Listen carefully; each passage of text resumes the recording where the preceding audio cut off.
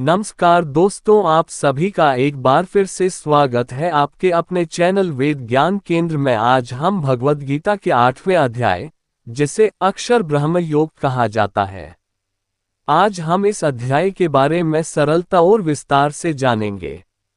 इस अध्याय में भगवान श्री कृष्ण ने अर्जुन के प्रश्नों के उत्तर दिए हैं। अर्जुन ने 7वें अध्याय के अंत में भगवान से कुछ गहरे प्रश्न पूछे थे, जैसे ब्रह्म क्या है, अध्यात्म क्या है, कर्म क्या है, अधिभूत क्या है, अधिदैव क्या है, और मृत्यु के समय भगवान को याद करने का क्या फल है। इन्हीं प्रश्नों का उत्तर भगवान श्री कृष्ण ने इस अध्याय में विस्तार से दिया है। प्रथम प्रश्न में अर्जुन ने ब्रह्म, अध्यात्म, कर्म की परिभाषा पूछी, जिसका वर्णन करते हुए भगवान श्री कृष्ण ने कहा कि ब्रह्म का अर्थ है अविनाशी और परम सत्य। ये वह परम तत्व है जो कभी नष्ट नहीं होता। वह अध्यात्म का अर्थ है जीवात्मा, अर्थात हमारे भीतर का आत्मा जो शरीर से अलग है। तथा कर्म का अर्थ है कि वह कार्य जिससे जीवों की उत्पत्ति होती है, यानी सृष्टि की रचना और पालन से जुड़े कार्य। दूसरे प्रश्न में अर्जुन अधिभूत, अधिदैव और अधियज्ञ के बारे में पूछते हैं, जिसका उत्तर देते हुए श्री कृष्ण ने कहते हैं कि अधिभूत अर्थात सभी नाशवान पदार्थ, ये प्रकृति, ये शरीर और पांचों महाभूत।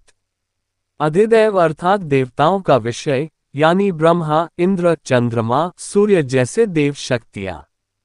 वह अधियज्ञ अर्थात भगवान स्वयं है, जो प्रत्येक प्राणी के हृदय में निवास करते हैं और यज्ञ में भाग लेते हैं। तीसरे प्रश्न में अर्जुन भगवान से पूछते हैं कि मृत्यु के समय किसका स्मरण करना चाहिए।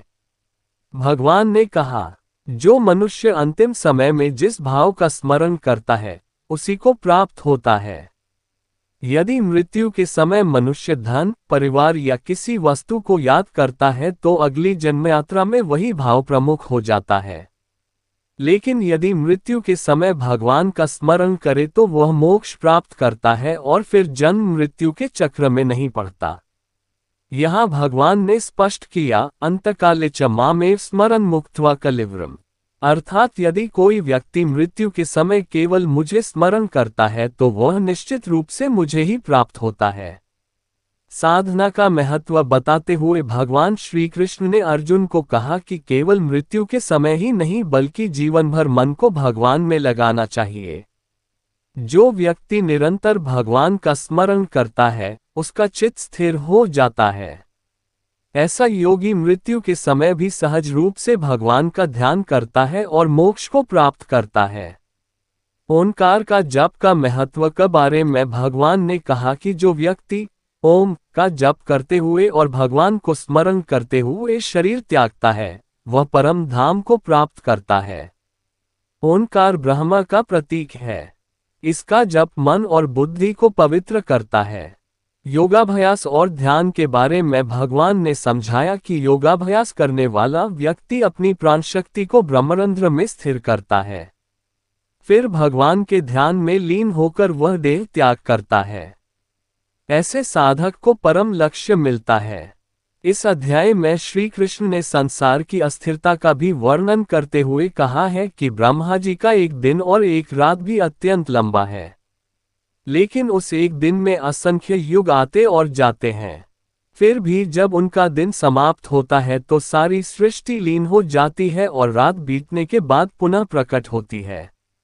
यहाँ भगवान ये बताना चाहते हैं कि इस भौतिक संसार में सब कुछ नाशवान है, केवल परमात्मा ही नित्य और अविनाशी है।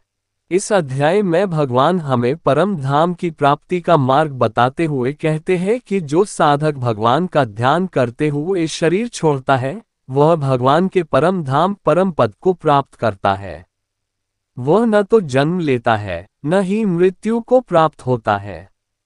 वहां पहुंचने के बाद जीव हमेशा के लिए भगवान में लीन हो जाता है, और यही मोक्ष है। इस अध्याय में भगवान ने मृत्यु के 2 मार्ग बताए। पहला, उत्तरायण मार्ग, देवयान मार्ग। इस मार्ग से जाने वाले योगी ब्रह्मलोक और फिर मोक्ष को प्राप्त करते हैं। ये प्रकाश का मार्ग है। दूसरा, दक्षिणायन मार्ग, पितृयान मार्ग, इस मार्ग से जाने वाले पुनः जन्म मरण के चक्र में आते हैं। यह अंधकार का मार्ग है। भगवान ने अर्जुन को समझाया कि जो योगी भगवान में लीन होकर जीवन जीता है, वह उत्तरायण मार्ग से मुक्ति को प्राप्त करता है। भगवान श्री कृष्ण ने अर्जुन और हम सबको संदेश दिया कि निरंतर भगवान का स्मरण करो, क्योंकि मृत्यु के समय यदि भगवान याद आएंगे तो केवल तभी मुक्ति संभव है, और इसके लिए जीवन भर साधना, भक्ति, ओंकार का जप और भगवान का ध्यान करना आवश्यक है। यही अक्षर ब्रह्म योग का रहस्य है। भगवद गीता के इस अध्याय से हमें जीवन के लिए बहुत सी सीख मिलती है, जिन्हें अपनाकर हम अपने जीवन को और भी आनंदमय व संतोषजनक बना सकते हैं। भगवद गीता अध्याय 8 अक्षर ब्रह्म योग हमें ये सिखाता है कि यदि हम जीवन भर भगवान का स्मरण करें और मृत्यु के समय उनका ध्यान करें तो हम परमधाम को प्राप्त कर सकते हैं। कमेंट करके जरूर बताएं कि वीडियो कैसी लगी, और अगर वीडियो अच्छी लगी तो वीडियो को लाइक और शेयर कीजिए और चैनल को सब्सक्राइब कीजिए।